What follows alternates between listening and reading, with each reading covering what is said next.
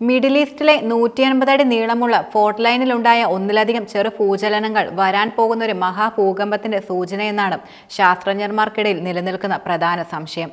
മിസ്സൂറി, അൻകാസസ്, Tennessee, കെന്റുക്കി, Illinois തുടങ്ങിയവയിലൂടെയാണ് അധികം അറിയപ്പെടുന്ന new Madrid പ്രധാനമായും കടന്നുപോകുന്നത്. ഡിസംബർ 6-നും 11-നും ഇടയിൽ 8 ചെറു ഭൂകമ്പങ്ങളായാണ് US ജിയോളജിക്കൽ സർവേ ഈ പ്രദേശത്ത് പ്രധാനമായും കണ്ടെത്തിയത്. മിസ്ലേക്കോറിയിൽ 7 ഭൂചലനങ്ങൾ ഉണ്ടായപ്പോൾ ടെന്നീസിയിൽ ഒരെണ്ണമായിരുന്നു ഉണ്ടായത്. ഇതിൽ 2 എണ്ണം റിക്ടർ സ്കെയിലിൽ 3, 2 എന്നിങ്ങനെ തീവ്രത രേഖപ്പെടുത്തിയപ്പോൾ ബാക്കിയുള്ളവയെല്ലാം തന്നെ 2-നടുത്ത് തീവ്രത രേഖപ്പെടുത്തിയ ചലനങ്ങളായിരുന്നു പ്രധാനമായും. സാധാരണയായി ഒരിക്കൽ തീവ്രത 25-ൽ കുറവുള്ള ഭൂചലനങ്ങൾ നമുക്ക് അനുഭവപ്പെടാറില്ല.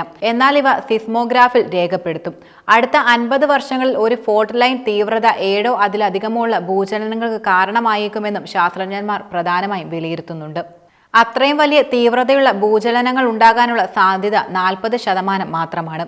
ഓരോ വർഷവും അത് വർദ്ധിച്ചു വരികയാണെന്നും മിസ്സൂറി സുരക്ഷാ വകുപ്പിലെ ഏജൻസി കോർഡിനേറ്ററായ റോബി മേയേഴ്സ് വെളിപ്പെടുത്തുന്നത്. കഴിഞ്ഞ 200 വർഷത്തിനിടയിൽ വലിയ രീതിയിലുള്ള ഭൂചലനങ്ങൾ ഒന്നും തന്നെ രേഖപ്പെടുത്താത്ത പ്രദേശമായിരുന്നു ഇത്.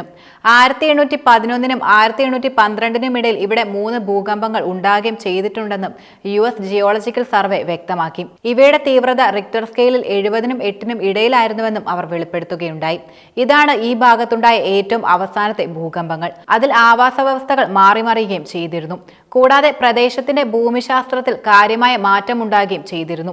ഇക്കാലത്ത് തീവ്രത 8-ലുള്ള ഭൂകമ്പം ഈ ഭാഗത്തുണ്ടായാൽ ആയിരക്കണക്കിന് ആളുകൾ മരണപ്പെടാനുള്ള സാധ്യതയും നിലനിൽക്കുന്നുണ്ട്. ഇവ കൂടാതെ കനത്ത നാശനഷ്ടവും ഉണ്ടായേക്കാം. സെയിന്റ് ലൂയിസ്, മിസ്കാറി, ടെന്നീസി എന്നിവിടങ്ങളിലായിരിക്കും പ്രധാനമായും നാശനഷ്ടം ഉണ്ടാവുക.